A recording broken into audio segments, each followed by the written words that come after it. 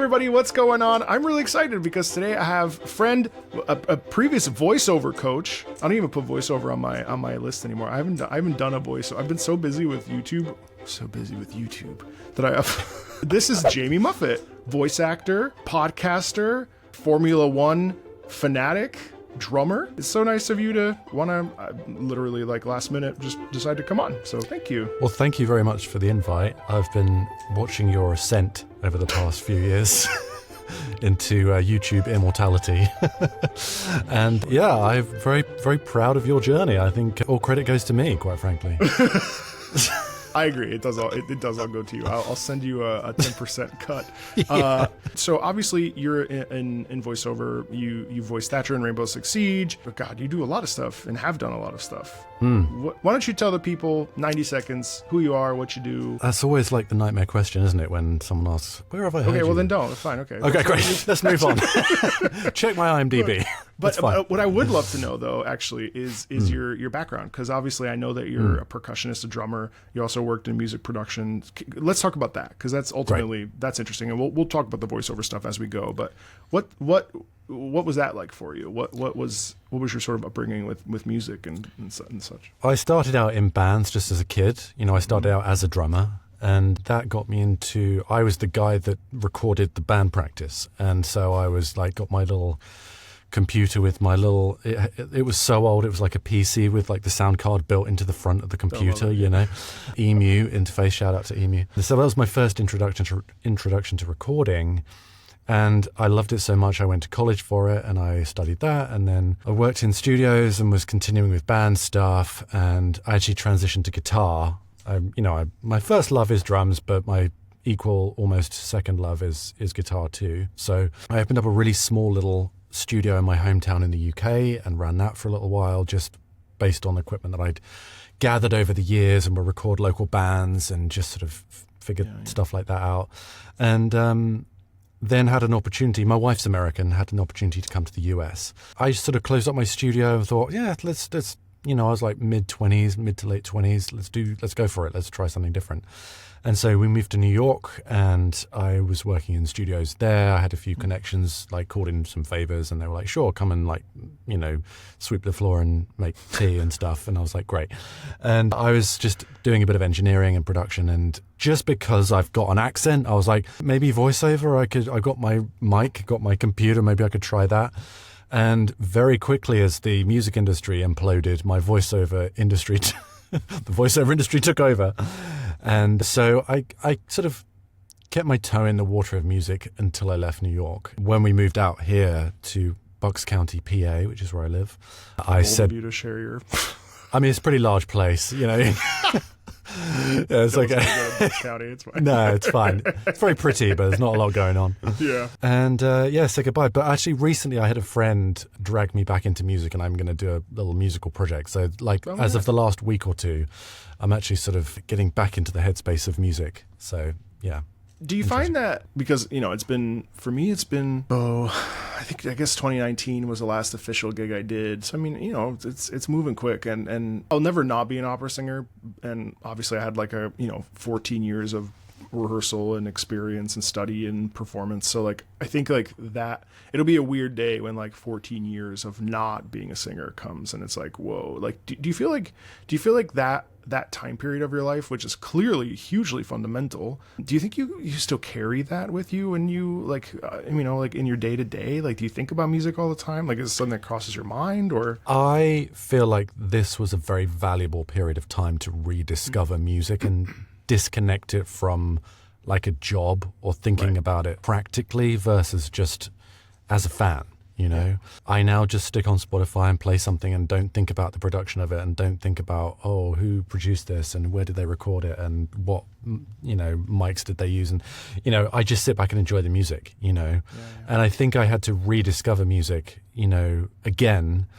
And also I left music very, very cynical about where it was going, and it's not in a great place. It hasn't exactly recovered, from where I was, the sort of indie world and bands and things like that. It's just still an absolute nightmare to make any headway if you're just an independent artist. It's just, most people now at least can self-release and have control over their own destiny, but have to have a day job, which is, comes with its own issues, of course. So there isn't that system, which did exploit people as well, like even back in the day. Like, it's not like it was a perfect system, but I was very, very cynical when people that I knew in studios who were mixing and mastering like platinum albums were working in behind bars and then had to quit and work on like building sites and stuff like that. And, it was just tough. I mean, there's nothing wrong with doing manual labor, of course, but they've spent their entire life devoting their life. They've got incredible credits, and it was just tough to see, that just, and it just seemed like people were dropping like flies, and it was just like that slow drip of things just getting worse and worse. So I left music very, very cynical, and over the past 10 years, I've sort of left all that behind because I'm no longer really part of it, and I just sort of enjoy music for, for the joy of it. I've done some covers recently, and I like when I have a stream or something and someone comes on and says it's their birthday, I like to just, sing happy birthday. It sounds like shit, but but it's fun. I mean, like it's the other day I bought a, it's still in the wrapping, but I bought an opera score for the first time in oh, cool, years. Just to I'm of an age, I'm 38. Now is the time when something like Il Trovatore by Giuseppe Verdi would actually be perfect. And if I was still singing, it would be like what I would be singing in halls and, doing the thing. So I totally get it. Yeah, I didn't leave cynically, but I definitely left, not even with my tail between my legs, because that's a little bit too it wasn't cowardice. It was more just like, fuck this shit. You know what I mean? Like this is going to kill me. I think taking responsibility for yourself and owning your choices is something I have sort of the last really since my dad died, the last 4 years or so has been where, it's been like, okay, well, like what would a father say to a son who was into music and whatever. So with that being said, though, obviously you work in games, of course, you've done lots of stuff in games, but you don't really know video game music, do you? No, I don't. I don't play games. I mean, the last game I played was FIFA 98, probably. Jesus, so it's been a while. I watch the games that come out. I see people play them, and I want to hear what my character's doing, and and the cutscenes and the cinematics and stuff like that. They're always great to watch. They're so amazingly like Hollywood production quality. I have so many things going on that I view like Pro Tools as like a video game. Sad, the worst video game ever made, but it's like a puzzle. It's like I always think of it like a puzzle, right? I think I'm scared that if I started getting into video games it would take over. I think I'm like self-aware enough to know that it would become a problem.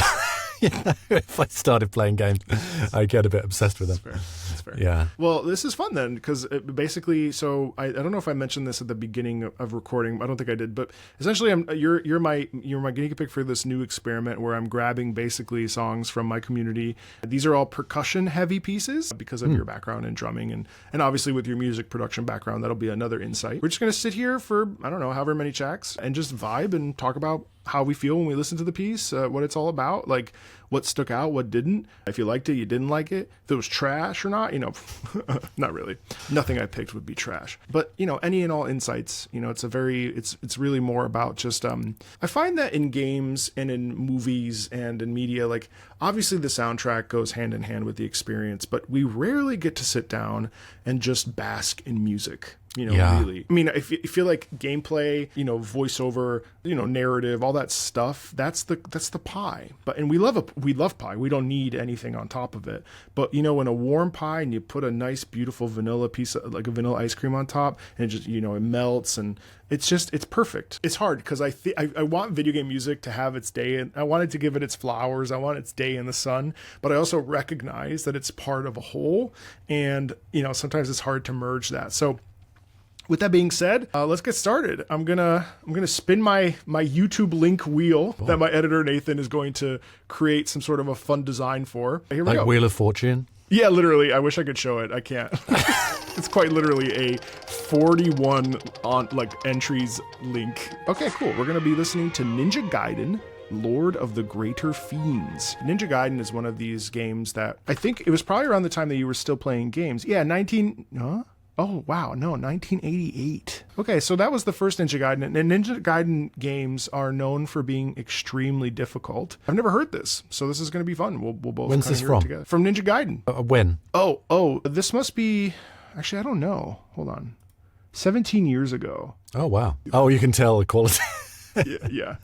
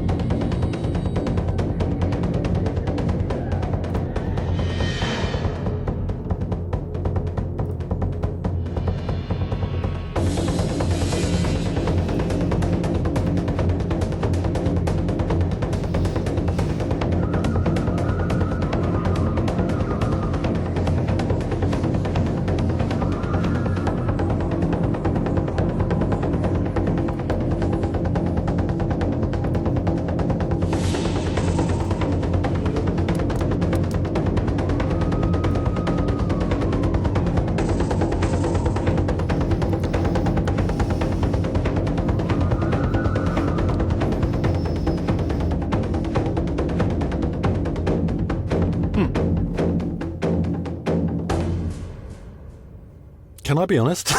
Yeah, well, you should be. Didn't love it. The reason being, it was the most undynamic, like, drum performance, you know, and it was so, like, on the grid, right? It was so clearly programmed. I love, you know, the sounds were cool, like, I think it's the taiko drums, right? They had the taiko drums and all the various things. You know, if I'm being completely brutal about it, like, just didn't go anywhere. It was just like it was the machine same, gunning from beginning to end. It had sections. With drumming, you know, it isn't just rhythmic, it's dynamic too, right? You want to hear the light and the shade, and to me that was pretty flat. I feel like probably in context, like if you're going up against a group of like soldiers, and this is again, like this is inherently one of the, not problems of like isolating music from games, but it's definitely like a thing where you have to keep in mind is that like it's all serving a purpose ultimately. And honestly, you rarely find bad music simply because like, it needs to sell, and part of the sell package is the music. But I mean, obviously it can be good or it can be phenomenal, and there's discrepancy there obviously. But I enjoyed the propulsion, but it felt like,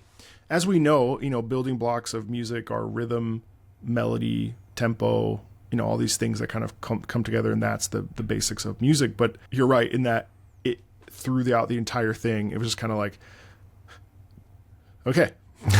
And it almost made your, like, kind of gloss over. Your eyes just kind of gloss over. I have a question, actually. Does music in games, is it reactive to the action on screen? But this is old. Oh, okay. So this is older, right? So possibly wasn't. So I guess the light and the shade wouldn't work because it doesn't know what you're doing in game, right? Chances is that are, part of it? Yeah. Chances are this is most certainly fight music. Lord of the Greater Fiends. So the Greater Fiends are probably like the smaller enemies, and then the Lord is the big one. And so you, as whatever I forget the character's name in Ninja Gaiden, but you're probably facing off with him, and he's probably like some massive, you know, those typical like tropes and stuff. And so, I mean, I bet you in context it works extremely well because you're probably like doing all these sorts of like things. And so, you know, and I think it's kind of cool, the idea of like, if you're throwing ninja stars or doing backflips and hearing this kind of propulsion, it's really, really satisfying. But I think probably in a listening, this is interesting, Jamie, because I usually pick the tracks. This is not me. I'm just along for the ride. Yeah, this is weird. Yeah, you're getting my experience as much as I am. Yeah, but no, I agree with you. It's like, it's good, but it doesn't necessarily go anywhere. You're right. I do like the sound though. Yeah, the sounds, like they picked really good sounds, and I liked how it had a sort of like almost dance music rhythmic element of the accented offbeats that had a sort of very modern vibe, which worked against the sort of Right. more traditional sounding sounds of the instruments. I quite like Right. that. I thought that was cool. Is it interesting though? Like the one thing I would say that works in its favor, and I think I'm going to actually deviate from my wheel. Sorry, everybody, because there is a track that's similar to this, but in a Spanish flair. I find it interesting when we have purely rhythmic. I mean, it's a real rarity. Now we did have a couple like accent noises in the back, like birds and that kind of thing. But it's interesting when you really don't frequently hear just rhythm, just the rhythm section. Like usually there's a melody involved, right? So it's interesting how like. Do you think it's a bold move to be like, let's not include any melody and just have, rhythmic movement? Yeah, I mean, I think you're right. I think it is. There was that film Birdman that did it, like the whole soundtrack was drums. Mm-hmm. And then The Studio, that show The Studio, just have a drumming soundtrack as well. You're right. That's right. So it feels like I think you're right. It's a very intentional creative choice, right? To just have rhythm rather than anything that's suggesting it's kind of emotion, too. right? Yeah, I mean, do you think that rhythm alone inherently causes tension internally, or do you think that that rhythm is mostly a tension device, or I mean, because of the hits and stuff, or can it also be like peaceful, if possible? I think there are very deliberate decisions sometimes with rhythm to elicit certain emotion, right? I mean, that's why a lot of pop music is like 120 BPM, right? Because it's kind of matching or doubling your heart rate, right? So it's encouraging you to just like, if you're susceptible to reacting to music, I think rhythm it just sort of gets you going, or brings you down. Yeah, I don't know, but I'm sure there's some psychology behind it all that is way above my pay grade.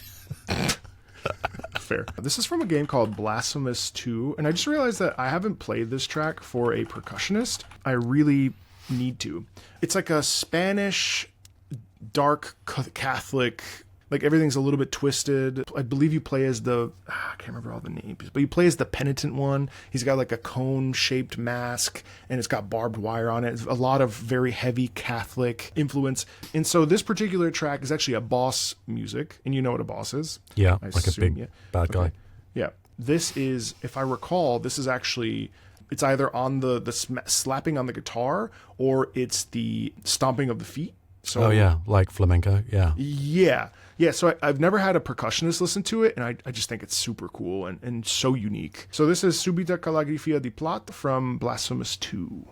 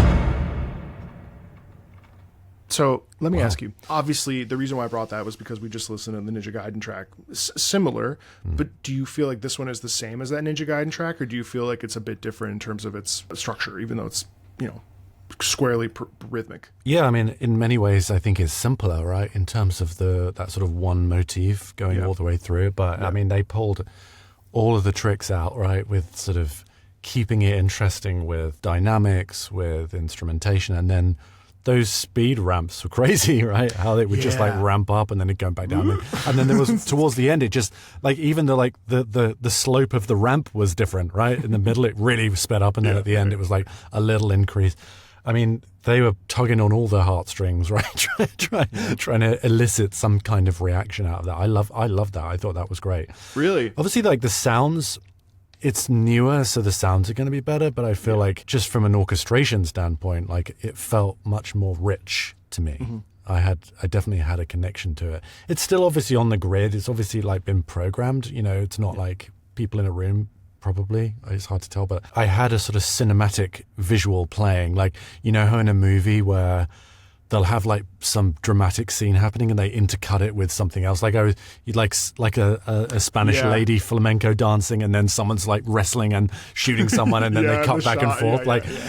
It's kind of what I was imagining happening. You know, I wonder if like your average like person who's listening or maybe has a sound in the background. First of all, I think it's really unique to have this in a boss fight, much in the same way with Ninja Gaiden, but in this one, I think also the sound is particularly a bit more interesting. I agree. And I think because of the stomping and the, you know, there's a bit more depth to me in terms of the sound production and in terms of like the general tone and timbre of this whole piece. But also what's really interesting to me is that like when I first heard this, when I was fighting this boss, I was like, because everything else is pretty melodic and pretty somber, very like, you know, very like dark and heavy. And then all of a sudden you enter into this room and it's just you and this person. And so it feels very much like this tug of war. And I love how the momentum shifts, and it really does feel like you're choking, and then there's the release, right? And then all of a sudden you're like, and then the release. And it does it it does build tension in the chest. I would love to experience that with playing the game. Like I can imagine that's a different experience rather than just, you know, sitting here sort of cold, like listening to it. Because it's presumably these are written to picture, right, or to game. So really we're getting half the experience, right? You're just listening to it, I suppose. But yeah, no, I'm totally on board with you. Yeah. Cool. Loved it. All right, I'm going to spin the wheel again. What if we get the Goose Game? That's actually not in here. Does that have a good soundtrack? Untitled Goose Game? Yeah, actually. It does. Oh, good. Yeah, it's all like orchestral stuff, I'm pretty cool. sure. Oh, wow. Okay, this is a sick... Okay. Hinnamatoom from Killer Instinct. This is Mick Gordon. Yeah, we're just gonna wing it and dive in, but it's cool. This has a Native American flair, and it's very modern. Mick Gordon is like one of the best, I would say, heavy metal, like think Doom soundtrack. Yeah, this particular game is sort of underrated, underappreciated, but the soundtrack is sick, so we'll just dive right in.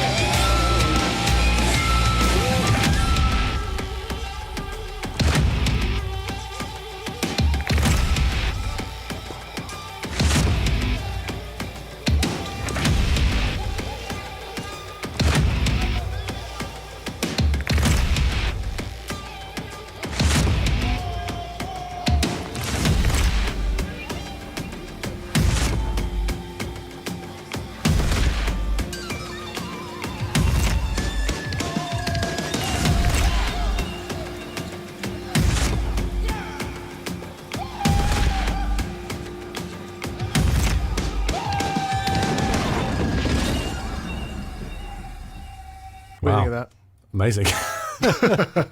Right? They threw everything at that, didn't they? Kitchen sink, Yes. pipes, guitars, vocals. And it's a character theme, so like fits the character, right? So you hear like the ethos, the pathos, the all the I mean, I feel like as an actor and as a person, like imagine if, I don't know, they put on some music when you were like recording your lines for Thatcher or something. You're like, this is the vibe, like there's so much to potentially, so many avenues to go down, right?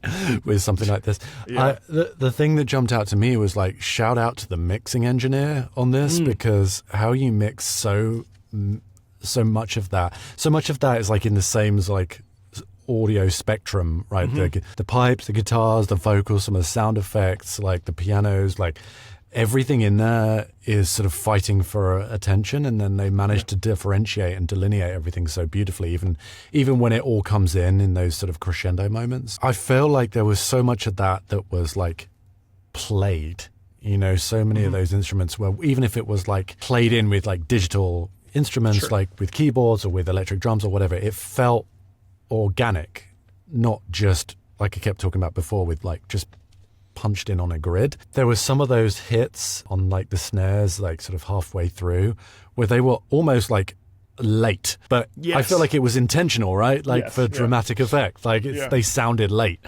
but in a way that added, we talked about before, added that tension and that sort of like emotional release or whatever. But yeah, wow, that was big. I need to listen to that about 4 more times really to sort of take it in. I feel like. What are your thoughts on it? I don't listen to this track all the time, but every time it comes on, I'm just happy to hear it. I come at music because of my background with like being an opera singer and focusing on emotion and emotional stakes, and I find that the total package is just so, it's like a meal, and you eat it and you're like, I am so full. Right? Like it's very hard to dislike that track. I love the Native American, chant in it. It feels it's interesting because the previous 2 tracks that we listened to, and obviously one was because of the wheel and the other one I picked for you, you're right. There's this metronomic quality about them that is very sort of bottled. Obviously the second one is a little bit more like it kind of bursts out and then it comes together. This one is more just like crank the bottle open, throw that shit and like let it, like you're in my space. I'm not going to let you be here. I am a powerful person. I'm a powerful being. And I love how in the case of the percussion, I love how the percussion aids in the, that wonderful flute and the voice and the singing, and how all of that kind of coalesces into this like, this like almost this ethos of being, like I mentioned earlier, and it's just like, like here I am. Yeah. And I got that. I love that push and pull between the flute or pipes or whatever they are and the chuggy guitars and the drums. Yeah. It feels like there's a sort of duality to those things that play perfectly together. Like they have their own sonic space, but I think emotionally they have their own space within the track as well too, right? Which is very human, right? We contain multitudes.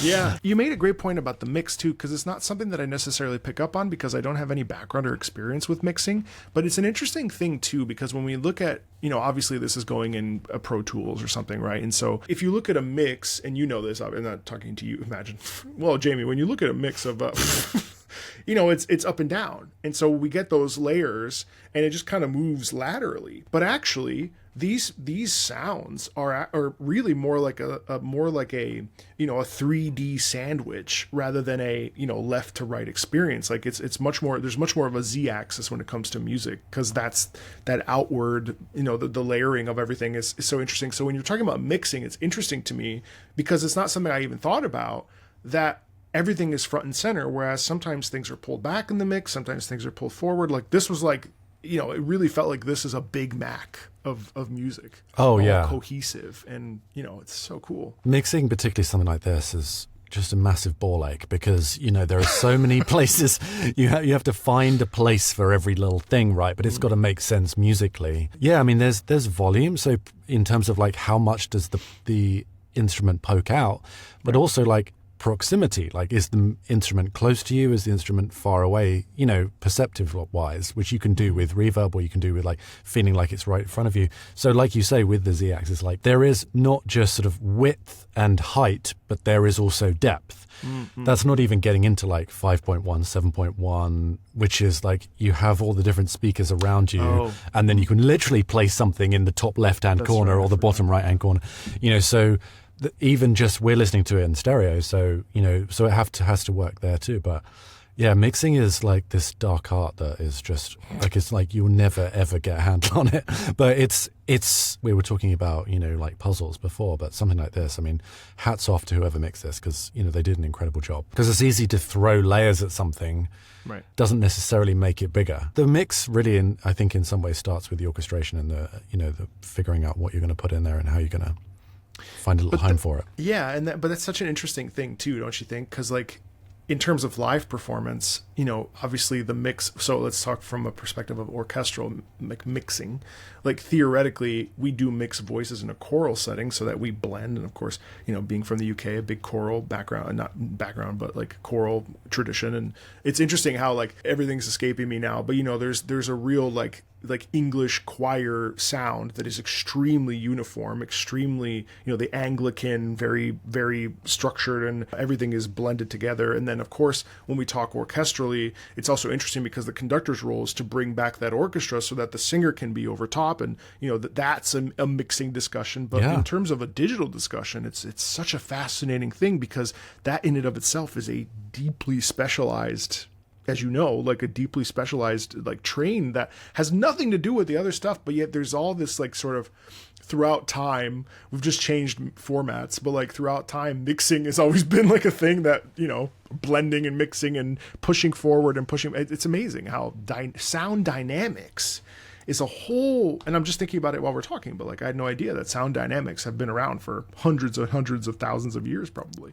Yeah, absolutely. And now because we can reproduce things perfectly, right, and we have a sort of infinite amount of tracks almost to play with, it becomes ever more important. But yeah, I never thought of it, as you explained it there, from a orchestral standpoint or a choir like a classical standpoint. But yeah, that whole everything is about the blend, right? And what needs to be up front and center now, and why you're doing, half the time I think it's like the why rather than the how. And if you have like a sort of a creative choice, then you make it work, right? You go, right, this is important, right? Clearly that lead line, the pipes or the flute, whatever it is just such an important motif for this piece of music that it always has to be front and center, which is why all the other instruments and stuff sort of work around it. Right. Yeah, well, they dance. Yeah. Well, actually, it almost is like the dance around the fire. It's like blending of souls, and yeah. I love that because it's the like interlocking of. Again, obviously, this is a character theme. The thing I love about character themes is that while in games, obviously, we get to understand and connect with characters, but even beyond that, what I love about music in games and throughout, and specifically games because they tend to be programmatic, written with a purpose, so on and so forth, there's no real right or wrong. Like, yes, there's right for context, but it's how you and I interpret it. So like merging of souls, what does that mean? Is Hinnamatoom right now like summoning his ancestors? And so there's an intertwining that you hear, like who knows? But like the fact that all that stuff sort of prickles up as you listen to it is the beauty of active listening and the beauty of engaging with something that could easily be window dressing.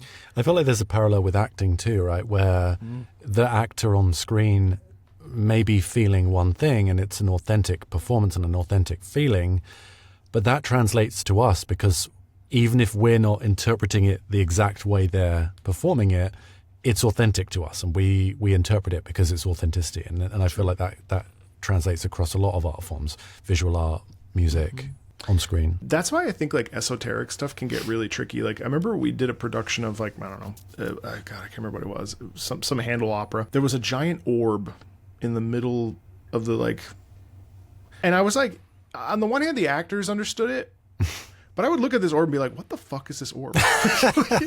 And if I'm saying that, there's no way the audience isn't like, what the fuck is this orb? And I think like that's when it gets into, it's like self-inflicted artistry, like it's bullshit. Like it's a gimmick. Yeah. Yeah. And it's like, okay, if it's the sun, it's the beacon, bro. It's a fucking orb, and it doesn't look like a sun. Yeah. It looks like a metal sphere, and it's kind of just like, okay, cool for the actors, but kind of useless for the connection, the tether that is required for an audience to buy into what is being done for whatever medium. Yeah, it's a fine line, isn't it, between something being completely like masturbatory, a bullshit gimmick, and just like an affirming like piece of art, right. you know, right. and yeah, I know. One person may love that orb, and another, and then Marco comes along and shits all over it, you know. That's right. Hopefully not literally. Let's move to the next song. I'll spin our wheel here. That was a good pull. That was a good pull. It's a little like Gamma. It's kind of fun, you know. Yeah. What are we gonna get next? I love that. Yeah. Halo 3. Okay. I've heard of Halo. Yeah, I know. God, I would hope so. It's only your job to know. So obviously, Halo, Master Chief. You know, the Halo is a Halo outside of. I just played Halo 2 and I can't remember any of the details. ADHD, man. I swear, I've got like late adult onset ADHD, and so like I'll be playing a game and I'll be like, oh yeah, the plot, and then I'll try to explain the plot and I'll be like. I think that's just getting older, Mark. Just getting old. Come on, man. We're the same age, I think. I'm a few years older than you. I'm 43. All right, well, damn you.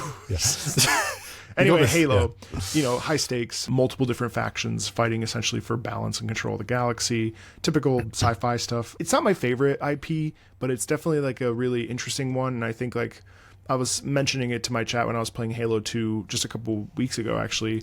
I was like, you know, this may not be my favorite IP, but I feel like as a person who adores video games, I feel like I have a responsibility to at least have played it and have some sort of an opinion on it, because if I'm not playing the games that are seminal to like, you know, that breach that top 100, what am I even doing? You know what I mean? I think it's important. It's like not knowing who, I don't know, some voiceover person that is important. You know what I mean? Yeah. I don't know. I feel like it's your responsibility to know, at least know. And presumably it's influential too, right, for other people, and influences other games. Influential. So it's like if someone says, "Oh, Halo," it's like, well, okay, why? And then you can come up with your own reason. Subjectively, Halo, take it or leave it. I still want to play Halo 3.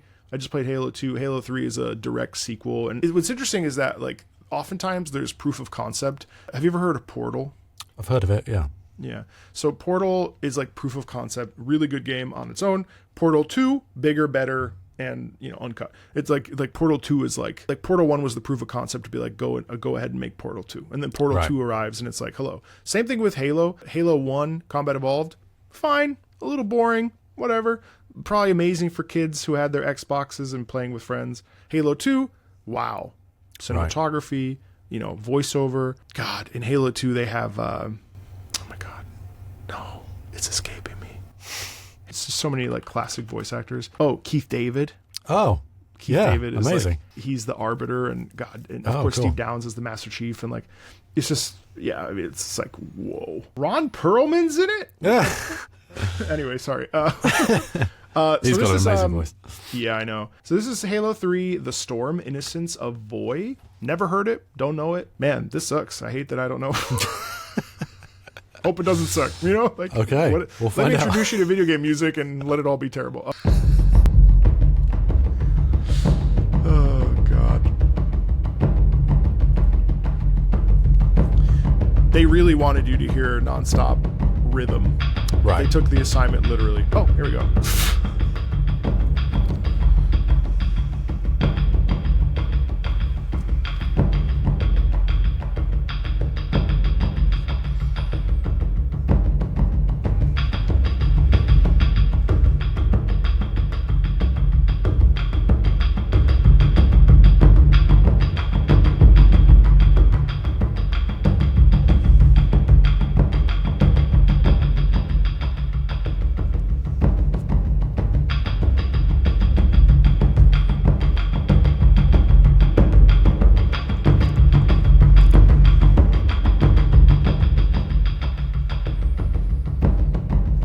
Okay, it's not going to go anywhere. I mean, beautifully recorded. Yeah. But love the sound. It's sort of static, though. Yeah. I mean, it was, I guess this is sort of transitional. Yeah, the most I've ever heard of that. But at the very least, I do think it's interesting that it's a recurrent theme that we do have sort of like I guess one of the discoveries I'm making with you is this sort of, that there is this, sometimes there are examples of sort of repetitive droning. It's like that anxiety. Yeah. It's interesting that's the third time. Now, granted, one of them I picked, but it's interesting how that appeared twice in this list. Yeah, it's just sort of elevating your anxiety, right? Elevating your alertness by sort of raising your heartbeat a little bit. Yeah, I mean, it was, there wasn't a lot to discuss. I liked how that like higher frequency little sort of clattering-y sound, they were violently panning it left and right. So it was giving a lot of like space, it was like ping-ponging backwards and forwards. That was fun. Yeah, really, really well recorded. That could well be a drum in a room with someone beating it. Most of the Halo soundtrack, if not all of it, was recorded with real instruments. Yeah, it sounded beautiful. Wow, today I learned that there is rhythm in video. Yeah. All right, here we go. Now this is crazy. Thunder Force 4, Lightning Strikes Again, Metal Squad, track number 1. Someone's top comment says, I think my blood just turned to gasoline, so it should be good. Oh, excited for this. Oh, wow. Okay. I think so. Just a bit. Just a bit. This song slaps, actually. Yeah.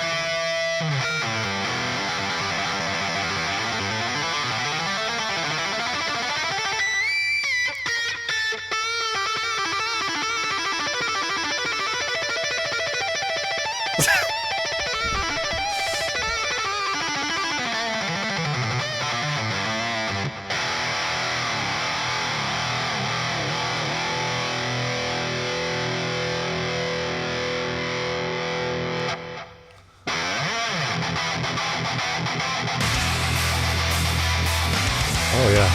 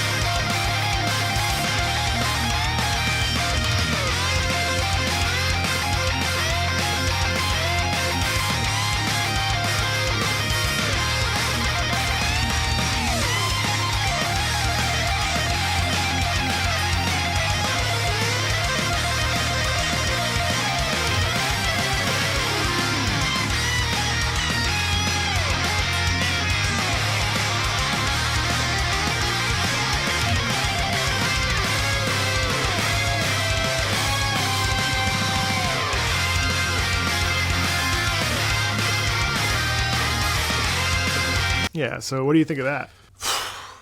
I'm exhausted just listening to it. I mean, that was incredible. That is a good example, I think, of power and energy doesn't necessarily come from like a million instruments and like a million tracks. Like it is like chugging guitars, drums, bass, lead guitar, a little bit of synth, and just musicianship. Just and this selling is a it. remix of the original. Oh, right. I don't remember if it's official or not, but I think it is. But it is exhausting, isn't it? I mean, is this the style of music you like? Do you like the sort of like prog hair rock or whatever the official like? It isn't, but I really appreciate it. Like I appreciate the musicianship and the creativity, and you'd have to be like a rock to not be like moved in one way or another by something like that, you know. It's just got such infectious energy about it, right? And like I say, they were obviously incredible musicians playing this, so it's a prime example of like when rhythm and melody join together and fuse, where you have the building blocks of the rhythm for the momentum and the tempo and the supported structure of the piece, and then you have this terrific rip roaring, which is obviously moving in a fast rhythm and tempo, but it just sort of soars. And in combination with that, with that kit and the sound, it just takes it off to a next level, doesn't it? I mean, it's got the sauce, as the kids say, And I can imagine the temptation with a piece like this is just to shred over it, right? Just mindlessly, rather than actually sitting down and crafting those lines that are, clearly iconic. And of course they're really, really planned, really thought about. There's harmonized guitars, and they return back to those ideas later in the song and stuff. Yeah, I thought that was super infectious, super jazzed by it. That was the goal. The goal was to perk your ears up. I mean, I think ultimately, what's really cool about music is that sometimes it doesn't need to be about analysis. Sometimes it's just about having fun. Yeah. I mean, that's the whole point. It's like expression of the self, and like, fuck yeah. You know what I Do mean? you listen to this kind of music? I don't dislike it, but I don't actively listen to it. You know what I end up listening to a lot? I end up listening to a lot of covers, because I know, God, over the last 4 years, and we didn't track the first two, I've probably listened to some 4,000 songs, 3,000, 4,000 songs. Wow. And that, honestly, that's not even that much, which is kind of awesome. Yeah. The benefit of ADHD and getting old, according to you, is the fact that I forget half of them. Yeah. Like, even me, I was like, wait, Thunder? Oh shit, this track, you know, and it's like, hell yeah. There's a sick band that I think you would actually like a lot, which is prog rock. Inevitably, it will. If I don't roll it, I'm gonna pull an audible and pick it. But Ace Combat music is divine. Prog rock. There's some orchestral, classical with heavy percussion, drum kits that it's just what the fuck? It's just crazy. In fact, you know what? Pull it up. So Ace Combat, here we go. Everybody's strapping. I'm an Ace Combat absolute shill. Not shill. I mean, it's a deeply underrated series. It's one of the coolest, best video games ever. I feel I just had a chat yesterday with Reb Ford, who's the creative director at Digital Extremes, and I just gave her the spiel on Ace Combat, but I'm gonna give you the spiel now too. 4 years ago, when I started the channel, I didn't know about Ace Combat. I think I played Ace Combat 7 once, whatever. It's the most modern iteration, but I never really, it didn't do anything for me. I went back and I listened to the music of Ace Combat 0, and it was a Patreon request. I was going into it and I was like, okay, airplane game, how cool can it be? Dude, it's fucking flamenco guitar mixed in with castanets, and I was like, what? And then I listened to Unsung War, which is the prequel to 0, and it was full chorus. And then I found out that the full chorus is playing while you're actively shooting down a satellite that has a nuclear bomb strike. It's the most anime shit ever. It's amazing. And then I started listening to Ace Combat 7's music, which is, this track is called Mimic.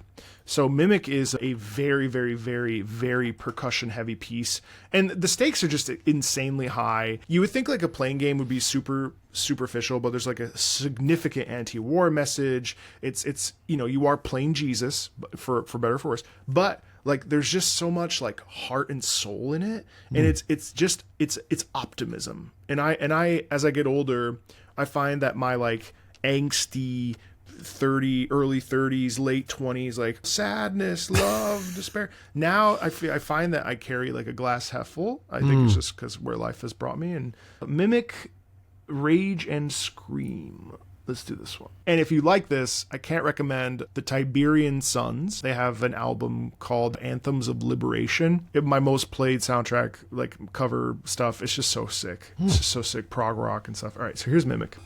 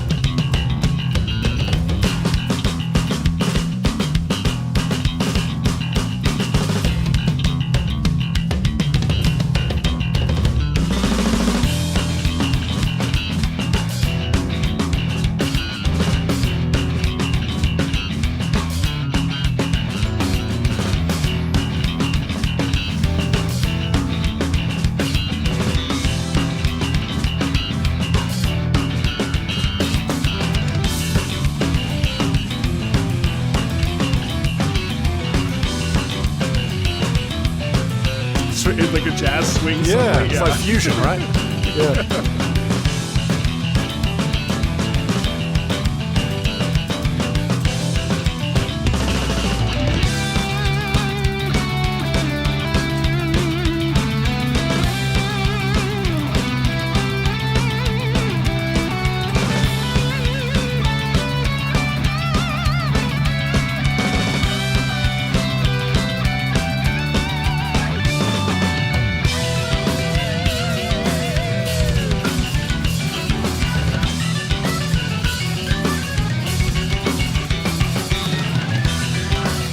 Oh, the Hammond.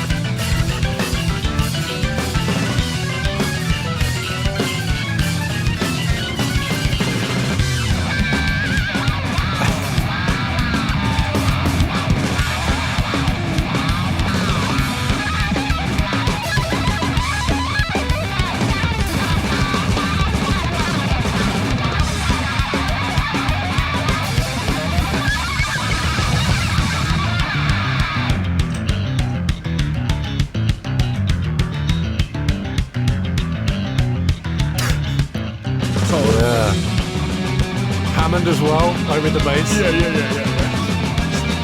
Out of nowhere.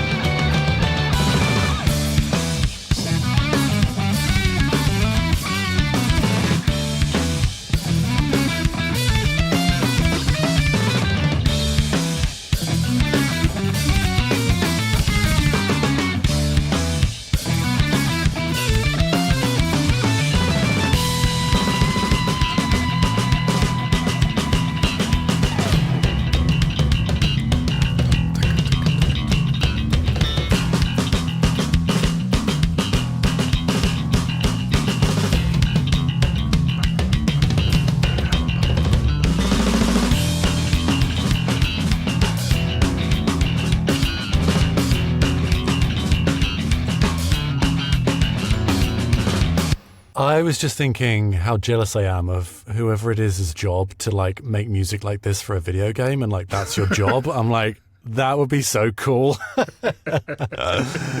Oh my God. I like the halftime breakdowns where they just like funk it up, like, and then it comes back in like double time. I'm like, oh my God. I love that so much. I love that so much. Is that a style? Is that an aesthetic that you're really into, or you just like it because you like? Cause it's an aesthetic that I don't necessarily listen to when I'm driving or something, because I think I'd probably put it in a wall. But like, I like sitting down and like sitting on my computer and like watching musicians like play this kind of stuff. Like, and it's very satisfying from a musical standpoint to see, and particularly when they go down and dirty in that halftime section, it's just like it also gets you there as well. It's not just like a sort of nerd out session. It's also like a sort of like you're just like stank face, you know. I love it so much. It just makes me wonder, you know, what are the discussions with the game developer of like, we're looking for this, or what about this?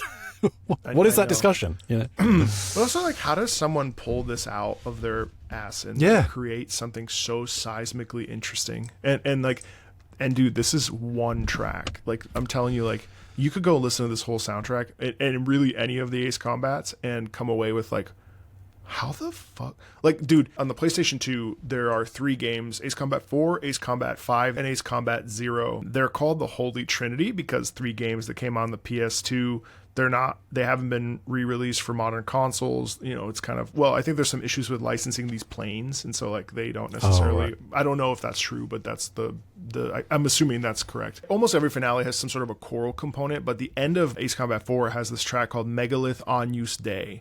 And dude, Agnus Dei, Lamb of God, you take away the sins of the world, have mercy on us, like, is playing in Latin while you are like shooting at this thing, and you're like going into the building, trying to shoot the center of it, popping back out, and it's just like it's just the crazy. And I remember hearing this, and I was like, how the fuck are you putting a Latin oratorio in a plane game? Like, it shouldn't work. And like this, and also what's crazy about this, like I'm like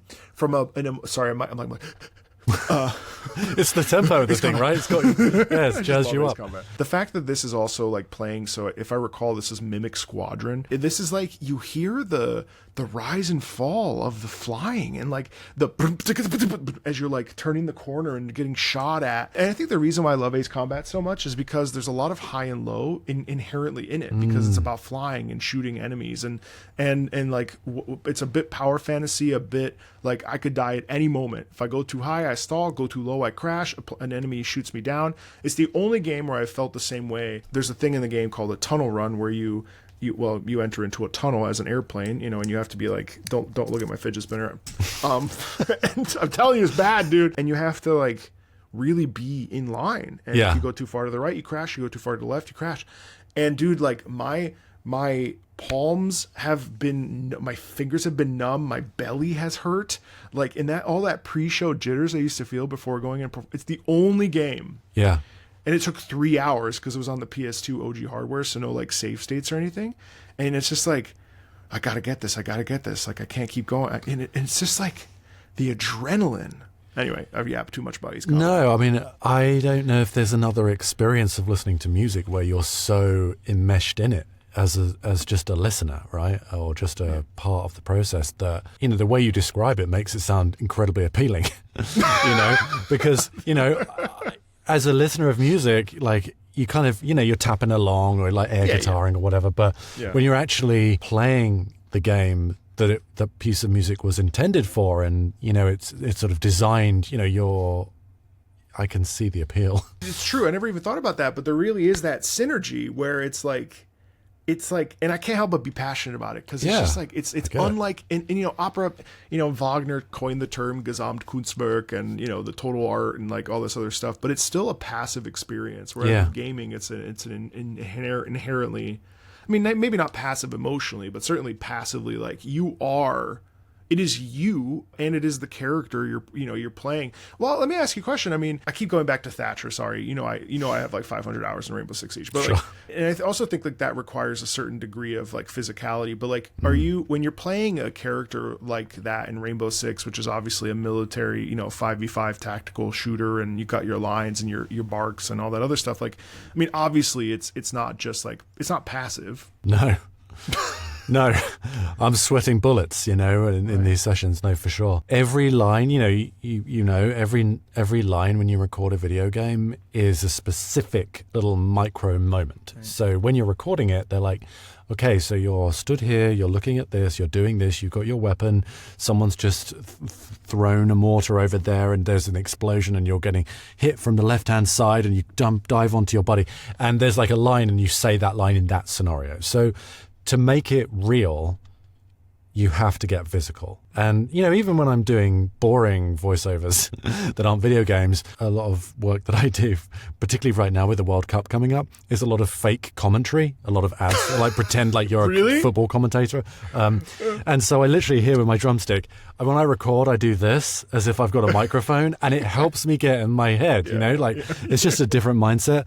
But yeah, in games, it's very, very physical. And sometimes when you're doing barks or onos or whatever, and like if you get hit in the stomach, I'm hitting myself in the stomach, I'm like, ugh, and it just physicalizes the performance. And I think the more in your head you can truly go there, I don't know why it translates better, but it just does. Like if you can really, really fully immerse yourself in that moment, it just adds that little extra 4-5% of authenticity to the performance that translates, Sometimes you're going in a bit blind that you don't know, like if it's a game that you know what you're doing, great, and you know the vibe of the game, but sometimes they're just explaining, okay, so you're a little, tortoise guy and, you're running across a thing and, you have to like try and imagine whatever the thing is. But the more you can truly go there, whether it's like super intense or super like frivolous or whatever, like the more you can truly go there. And a lot of that comes from an actor standpoint outside in,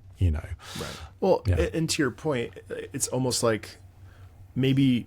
And I have heard people that turn off music in games because it almost, I think music has this way, not for everybody, of course, but for a large portion of people where it informs so much. And I remember, we have our mutual friend, Maria Pendolino, and Maria, like, I remember she told me, she was like, I have a playlist of like whatever the commercial read is, that's the music I play because that's going to inform 100%. And it's interesting how music can... Essentially, it's the crumbs in the it's the crumbs to the witch's house in Hansel and Gretel. Maybe they're not the best analogy, but my point is that like it guides the player, and so some players are like, I don't want those crumbs, but other people are like let this be an in-out experience versus maybe what you have to do in voiceover sometimes, which is an out-in sort of so it's interesting to me how music can infer so much for us. Yeah, it's funny because I have people say to me sometimes, oh, but you don't play games, like, does that affect your performance? I don't think it does. I don't know, because the character doesn't know they're in a game, right? The character isn't being like, I'm in Halo, so I'm going to behave a certain way. No, the character just knows they're looking at a thing and they're scared of that thing and then they're running in the other direction. Like, I don't want to be influenced by anything else other than the character's experience in that moment, And, sometimes whatever it takes, maybe it's an unrelated thing that gets you into that headspace to properly go there. Any old trick, I'm down for. The sort of outside in, inside out. It's a really interesting discussion in sort of from the acting perspective. From the other end of it, when it's fully produced and you're playing the game, I'm interested. Yeah, it's an interesting thing. I guess I never really thought about it from that perspective of like the music actually is signposting you a little bit in terms of what's going right, what's going wrong, Really interesting idea too is the idea that like as a voice actor, I actually, it's funny because I don't think I audition particularly well when I do get my auditions, but I also think that might actually be because I play too many games. There's a balance there where I think I had a very specific train of thought there. Oh, about a play, like a character doesn't know that they're in Halo, but you as an auditionee or an actor, it's like you can't, because actually it would end up being horrible if you're like, oh, I'm in Halo, hello John, and it's like, no, bro, like that's not authentic to the character you're trying to portray. That's what you think you should sound like, and as we know, thinking you should be something usually is the wrong answer. Yeah, it's too much, right? And then you lose that authenticity. Yeah, I mean, 100%. Like, it's all a big trick. You're playing a big trick on yourself to try and kid yourself that you're in this, what is that Stella Adler quote? Imaginary circumstances, something made real or something. Yeah. Or look it up. I get that, how probably you can know too much a little bit. And sometimes taking a risk with a read is pulling it back. It's not necessarily just going big. Like sometimes you're just like really internal about it and you're really just feeling it. And sometimes we all know from just existing in the world, when we're feeling something, sometimes it's not a big reaction. It's a very, very internal, you take a breath and you sort of feel that moment. And sometimes the performance comes from a pause between, when you're just really like having to come to terms with something or. Absolutely. I mean, I had a director who told me, when he found out his mother had died, he was explaining nuance and he was like, I collapsed to my knees. It wasn't oh my God. It wasn't that. It was a, caving in and a collapse. And it's like, there's no way to know, when I was, not to get morbid, but I was in the room, thankfully, it was something really important to me. I was in the room when my father passed away and, my reaction was not, it was actually extremely composed up until the moment that the hit, it's kind of like a delayed reaction and suddenly it just,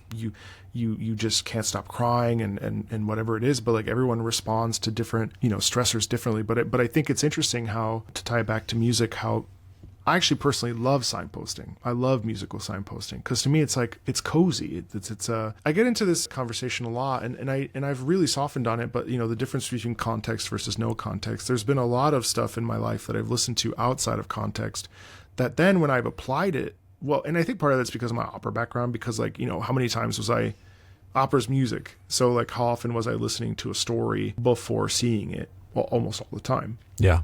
I used to do these Friday listenings where I would sit down and listen to a new opera and I would follow along with the libretto and be like, okay, cool. That's the plot of Werther or whatever. And there were parts that I really didn't like usually love duets because they can kind of go on and you can't follow and an opera's great because the melody is such a prominent part of it, but like you can't always make the forest through the trees, and so you get a little bit bogged down, and then the visuals help immensely because you're like, oh, that's how it goes. And then all of a sudden you're like, oh, I love that. Yeah. So it's interesting. The context discussion is also really a really fascinating one because listening to music outside of context, a wonderful skill, a wonderful thing to explore.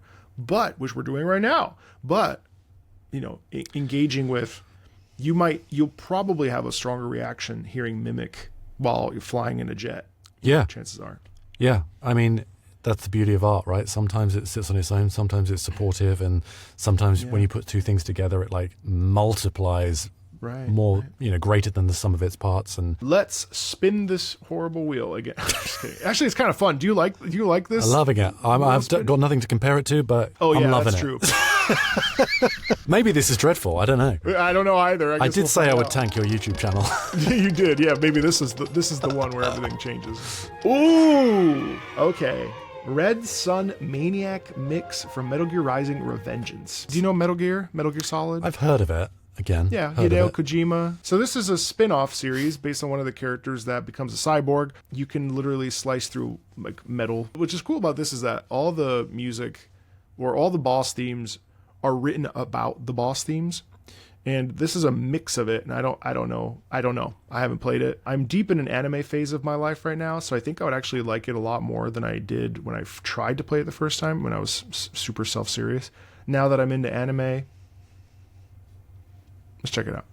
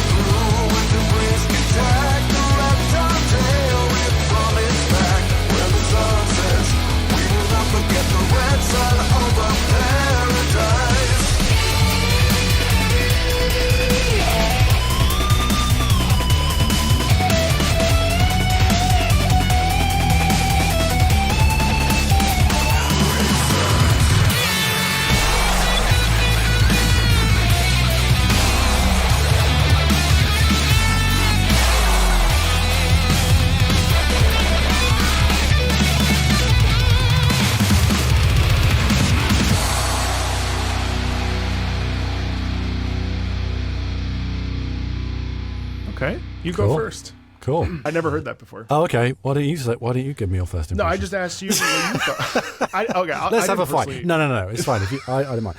Big. Very. There we go. Now your thoughts. Yeah, I didn't care for it, actually. No? It's just kind of loud. I mean, I like the vocal mix. I appreciate it. Yeah. It was, classic metal style singing, very, very pronounced. It felt very, it's very much, I mean, obviously the percussion and the momentum in that is very determined, but it feels very much like, I got something to tell you, and you're going to sit down, you're going to listen. And so there's this real directness that I did appreciate, but it's not, I mean, it's just not the vibes, like it's not where I am in my life. That doesn't hit. It had a real, like, 2010 vibe to me musically, Well, sort yeah, of but that's dubstep. Oh, was this when it came out? Oh, okay. It came out in like 2000. That would probably explain it. Yeah, 2013. Okay.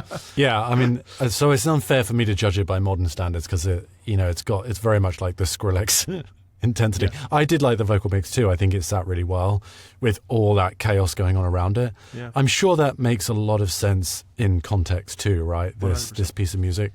It's not something I would, put on whilst having dinner. Could you imagine? Honey, the meal was great. Maybe at the gym, like that would get me going in the gym for sure. Yeah. But yeah, I mean, in context, sure. Well produced. It was full on. Didn't have a lot of light and shade. It was like fully like in your face from beginning to end. But I didn't hate it. I didn't love it. It was just it serves a purpose, that's right? How I felt too. Yeah. It's just funny, my therapist said something really interesting to me a couple weeks ago. It was actually this week. He said, don't be nice, be kind. And it's got me really thinking about, basically, it's like you should have and you should celebrate your opinion, whatever it may be, but you also have a responsibility you shouldn't just be nice. You should also be kind. And being kind means speaking truthfully and being open-minded, sharing your perspective in a respectful and I think we've kind of lost that a bit as time has gone on. And I think far too often people are afraid, or they don't want to be rude so that they are nice, but then they are also not kind. Yeah. And I find it interesting, like here we both were kind of like, cool, great. No, not you know what I mean? And I think like there's space for that complexity between, like, we both were kind of like, okay, yeah, it was great, good piece, but the kind thing to be is to say, like, I don't like it, or it's not my cup of tea, or you know what I mean? This is interesting. We can separate our egos a little bit for, like, yeah, it's not for me, but it doesn't mean it's not a superb piece of music, or like Right. It's like someone is like just jazzed about it, like they are just like that's their jam, not yucking someone's yum. That expression It's a huge like deal. I love that expression.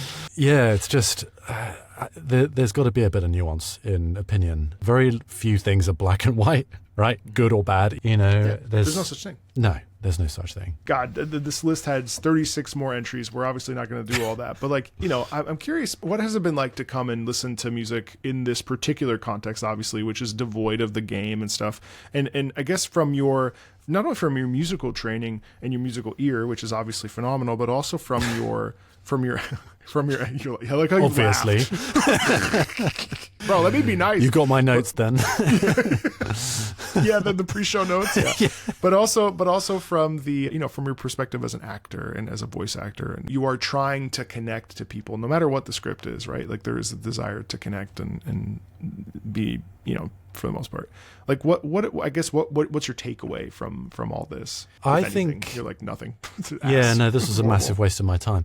I can be very myopic in what I consume, and it's really nice to get out of my lane and try new stuff, and just sitting down and spending time actually appreciating and thinking about music is something that is not something I do a lot of.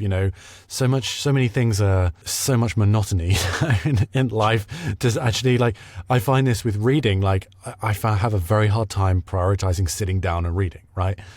Because it feels like you're wasting your time when there's so many things that you could be doing. And so it's very nice to sort of sit down and, hang out with you. I was going to say something complimentary, and I was like, do I want to say that? So you chose not to. I said, no, I don't want to say that. Okay, fine. No, you're a nice guy, Marco. It's fine. Jeez, really stretched that one, didn't you? Okay, fine. Listen, I'm British. Come on, what do you expect? It's true, you're British. It's fair. So it has been, really, really enjoyable. And I was a little reticent to do this because I don't know the gaming world. I don't know from the consumer side. But just listening to music and really actually hearing from you that extra layer that you get when you're playing and listening to music that I'd never even considered before, as not a player of games, that, wow, yeah, there's such an extra component to this that I'm missing out on. And it makes me kind of want to get a console, and start playing. That's why I'm an influencer. That's why you've influenced me. Job done. I've influenced you.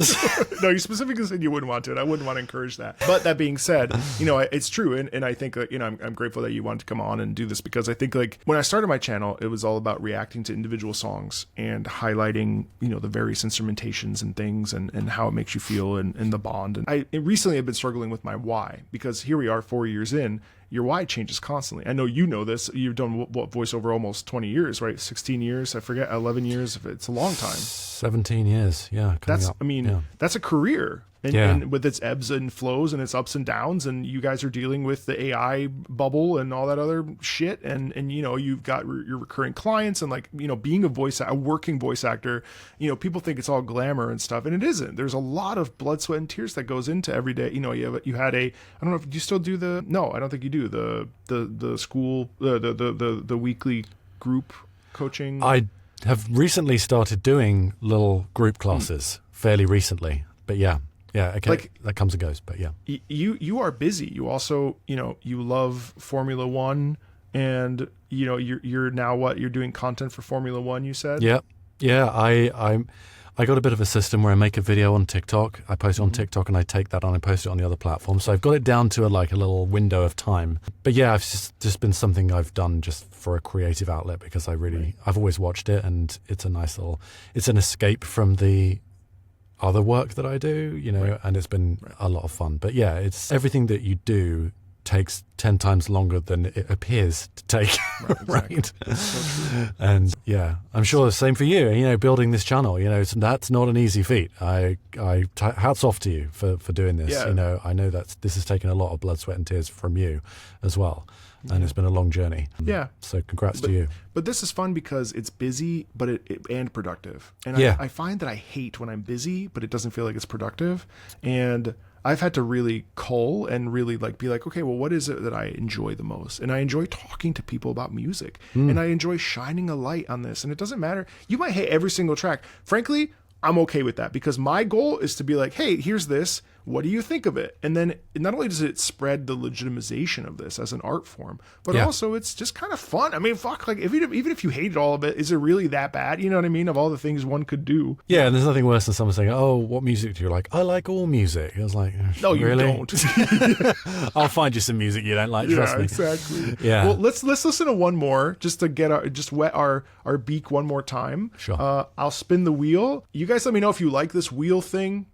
I don't know. I think I do, because it's really interesting, and sometimes I like to play what I like, and I like hearing different perspectives about the stuff I like, but also this kind of keeps me on my toes. It's I've brought it up 4 times, but oh, nice. Okay, cool. So I literally just listened to the soundtrack today. This is cool. So this is Darren Korb, Supergiant Games, Bastion original soundtrack, Setting Sail, Coming Home. It's the end theme to Bastion. Actually, phenomenal sort of techno-western ish, kind of hard to explain, over the top. Supergiant's doing great things, and let's check out this track. This is Setting Sail, Coming Home.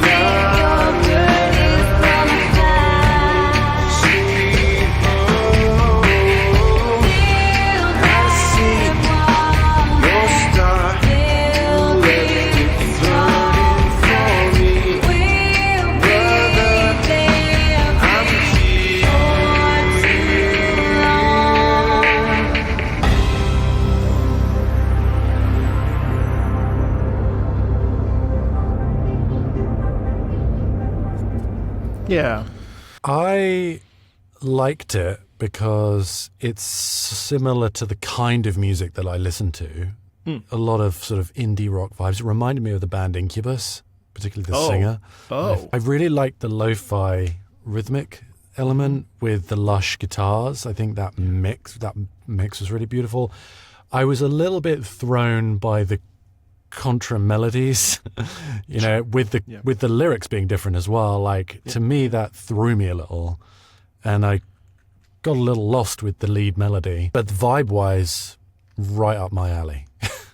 Yeah. What do you think? Well, I think there's a contextual reason for the two separate melodies. I'm pretty sure "Build That Wall," which what the female singer was singing, is based on what I heard earlier today. Actually, yeah. So it's the merging of the two. I think it's because of the roles that these characters play within the. I've actually never finished this game, so I'm not positive. So I think part of what you're hearing is that balance, and I agree with you that it's interesting that there is. I like the sort of insipid, slow decay of it. You know what I mean? Like it just feels like it's like sort of dirgy, right? Yeah, sort of like and it's a like state, a funeral march or something. Exactly. Yeah. I like how it's kind of grunge, and there's a dirt in grime element to it that's really fantastic. The melodic sort of phrasing was very grungy anyway, wasn't it? Yeah, right? yeah, like from the 90s, Yeah. like that male voice. I liked it. It was totally in my wheelhouse to like. Has this changed your perspective on video game music? To me, I'm thinking, oh, this is where all the creativity is. Who's making music like this now in popular music? Why would you make music like this as a band? Bands aren't getting paid to make music like this. I love this. This is like an opportunity to hear interesting music for the sake of creating interesting music. Right. Not jumping on a bandwagon, not creating something just to, please a label. Yeah, I mean, there's obviously like a financial corporate element to it to sell the game, but what's the USP? The USP is that it's a great game. And that it's creative and interesting and keeps people's attention rather than this music's going to sell sofas, on commercial placement or something, I mean, this is only scratching the surface too. Like we didn't even go into like some of the hardcore melodic stuff that really exists out there. That's just like, this was all like drum percussion sort of heavy. Yeah. Which was an interesting angle for me too, to have that. So was there a track that stood out the most to you? What was the flight game one? We got him. Ace Combat. We got him. I mean, I was just in. Yeah. I mean, I really did like that last one. Cosmically, it felt like in the right zone for me personally. But that Ace Combat one was just blast, had the vibes. It doesn't help that I basically vomited out my passion about the game. Well, the thing is, you could have raised the bar, and then I was like, yeah, that's true. You really raised the bar for me. But it delivered. I was down. I like it, particularly that when it broke down into the halftime thing. I know, it was sick. Well, listen, thank you so much, Jamie, for coming on. It was so great to obviously see you again and talk. And thank you, everybody, for your suggestions. Obviously, these were pulled from your suggestions, which, I don't know, I thought it was really interesting. And we'll definitely, I think, a healthy mixture of my tracks that I want to show people. And I like how I'm talking to you, Jamie, as if you know what I'm even talking about. And healthy, a balance of the two will be a happy medium. So, because people have been coming in and be like, hey, we've already heard this track 10 times. And I'm like, do you think but then I'm like, no, I should care, because you can't have a channel without a community, and they might as well be active participants. Yeah. I mean, you got to do your own thing, right? But, the audience is there too. You don't want to be a nightmare for people.